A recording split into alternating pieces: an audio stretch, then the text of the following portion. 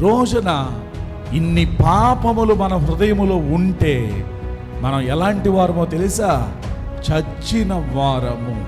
దేవునికి నీవు చోటు ఇవ్వగలిగితే, స్థలమును ఇవ్వగలిగితే, ఇవన్నీ కూడా నువ్వేం చేయాలి? ఇప్పుడు బయటికి తీసేయాలి. ఇవన్నీ నీలో ఉండగా దేవుడు కార్యము చేయలేడు. ఇవన్నీ నీలో ఉండగా దేవుడు నీ హృదయంలోనికి రాలేడు.